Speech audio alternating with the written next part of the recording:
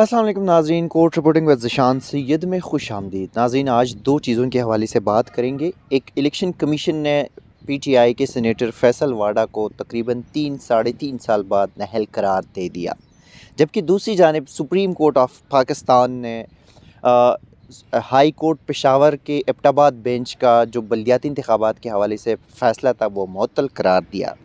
सबसे पहले बात करते हैं कप्तान के बड़े खिलाड़ी फैसल वाडा के हवाले से। सेनेटर फैसल वाडा को इलेक्शन कमीशन के 22 माह की समाअत के बाद उनको नाअहल करार दिया गया, जबकि उससे पहले तकरीबन 22 माह की समाअत जो है कुछ ये इस्लामाबाद हाई कोर्ट में भी उनकी नाअहली के लिए दरख्वास्त आई थी। वो उन्होंने फिर कौमी असम्बली की नशिस्त छोड़ दी, सेनेटर मुंतखब हुए, उस पर वो जो समाअत वो केस है वो इन्फेक्शस हो गया। और उसके बाद फैसल वाडा सुप्रीम कोर्ट को इलेक्शन कमीशन के फ़ैसले को रुकवाने के लिए फैसल वाडा की यहाँ पे इस्लामाबाद हाई कोर्ट में दरख्वास्त आई और सिंगल रुकनी बेंच ने उस दरख्वास्त को मुस्तरद किया। फिर उसके बाद वो अपील में आए और अपील में ही इस्लामाबाद हाई कोर्ट ने इलेक्शन कमीशन को 2 माह के अंदर अंदर फैसल वाडा केस का फ़ैसला सुनाने के हिदायत जो है वो इंस्ट्रक्शन जारी किए थे। फैसल वाडा को आज सेनेटरशिप से ताहयात नाअहल कर दिया गया। झूठी बयानी हल्फी पर आर्टिकल 62(1) के तहत जो है वो नाअहल किया गया। इसी एक आर्टिकल के तहत जो है साबिक वज़ीर-ए-आज़म मियां मोहम्मद नवाज़ शरीफ को भी नाअहल किया जा चुका है। और इलेक्शन कमीशन ने कहा कि सेनेटर फैसल वाडा ने जितनी भी तनख्वाहें ली है बहैसियत रुकन कौमी असम्बली, बहैसियत वफाकी वज़ीर या बहैसियत सेनेटर, वो तमाम जो मराहत है वो वापस करे। ये भी बताया गया है कि जो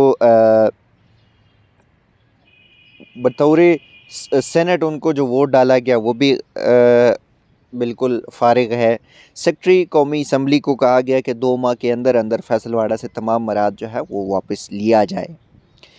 फैसल वाडा की नाअहली का जो केस था वो इलेक्शन कमीशन में 22 माह से ज़ायद अरसे तक रहा है। 21 जनवरी 2020 को फैसल वाडा के ख़िलाफ़ जो है वो इलेक्शन कमीशन में दरख्वास्त आई थी। कुल 23 समाअतें हुई और उस पर जो है वो फिर आखिरी जो फ़ैसला था 23 दिसंबर 2021 को महफूज किया गया था और आज आखिरकार वो फ़ैसला सुनाकर फैसल वाडा को जो है वो नाअहल करार दिया गया। इस्लामाबाद हाई कोर्ट में भी फैसल वाडा की तकरीबन यही 22 माह लगे थे केस सुनने में और आखिरकार अदालत ने जब उन्होंने कह दिया कि मैंने कौमी असम्बली और वज़ारत छोड़ी है और सेनेट में आ गए, तो वो दरख्वास्त जो है वो इन्फ्रेक्चस हो गई है। दूसरी जानिब जो केस है वो है खैबर पख्तूनख्वा के जो बल्दियाती इंतखाबात का दूसरा मरहला था, जो 18 अज़ला में इंतखाबात होने थे।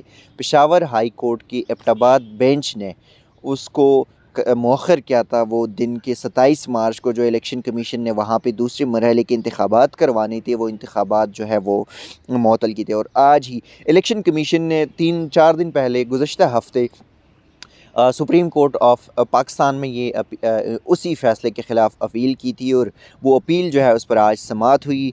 जस्टिस एजाज़ुल एहसन और जस्टिस आयशा मलिक ने इस केस की समाअत की और इलेक्शन कमीशन के अपील पर उनकी हक़ में फ़ैसला दिया कि जो Peshawar high court Abbottabad bench का जो फ़ैसला था वो मुअत्तल कर दिया।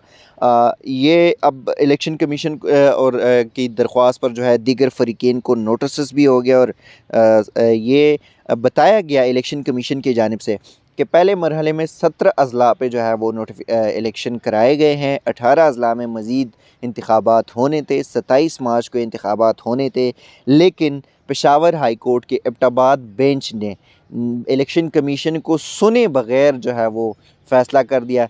एक दिन जो है नोटिस जारी किया और अगले दिन जो है आज नोटिस जारी किया, कल समाअत थी और हमें जिस दिन नोटिस मिला उसी दिन इलेक्शन कमीशन के जो खैबर पख्तूनख्वा के बल्दियाती इंतखाबात है उस फ़ैसले को उन्होंने मुअत्तल कर दिया, इलेक्शन को मौखर कर दिया। अब आज चूँकि केस 14 फरवरी तक जो है उनकी समाअत मुलतवी हुई, फ़रीक़ैन जितनी भी थी उनको नोटिस जारी किए, लेकिन जस्टिस आयशा मलिक इस केस में थी और उन्होंने रिमार्क्स दिए कि Peshawar high court Abbottabad bench को इलेक्शन कमीशन को सुनना चाहिए था। बग़ैर सुने फ़ैसला करना जो है वो कानूनी तौर पे ठीक नहीं है। हालांकि जो ग्राउंड्स हमने पहले भी कहा था, कह चुके थे, डिस्कशन भी हो रही थी इस हवाले से कि जो ग्राउंड, जिस ग्राउंड पे इन्होंने इलेक्शन मौखर की कि सर्दी है और बर्फ़बारी है, इसी वजह से हम इलेक्शन जो है वो मौखर करते हैं। तो वो ये जो ग्राउंड्स है, ये ग्राउंड्स इतने स्ट्रॉन्ग नहीं थे कि इस पे सुप्रीम कोर्ट जो है वो ये फ़ैसला मौखर ना करती और कोई जो है इसको बग़ैर सिंपल नोटिस भेज दे। लेकिन वो ग्राउंड्स कुछ भी नहीं। और दूसरी जो गलती हुई यहाँ से कि वो इलेक्शन कमीशन को नोटिस भेजे बगैर उन्होंने ये फ़ैसला किया। एक तो ये है कि आप किसी को नोटिस किए बगैर जो है फ़ैसला जब भी अगर आप करेंगे तो उसको जल्दबाजी का फ़ैसला जो है कहा जा सकता है। और इसमें मोस्टली दूसरी जो बड़ी अदालतें हैं वो इस तरह ही फिर ऑर्डर जो है वो आ जाते हैं। तो ये जो फ़ैसला था, 2 बड़े फ़ैसले थे। एक, कप्तान का खिलाड़ी फैसल वाडा ताहयात नाअहल हो गया।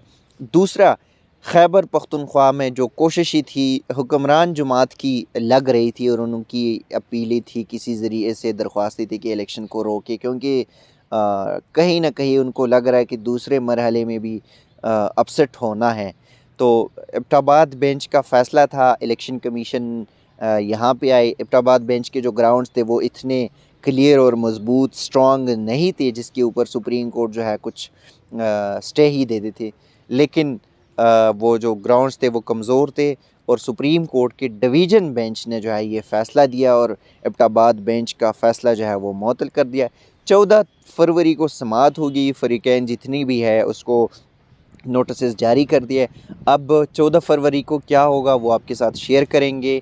दूसरी जानिब इलेक्शन कमीशन के फ़ैसले के ख़िलाफ़ जो है फैसल वाडा कहाँ जा सकते हैं, वो भी जैसे कुछ ताज़ा इन्फॉर्मेशन लेटेस्ट हमारे पास आ जाते हैं तो आपके साथ शेयर करते रहेंगे। तब तक के लिए दीजिएगा इजाज़त। अल्लाह हाफ़िज़।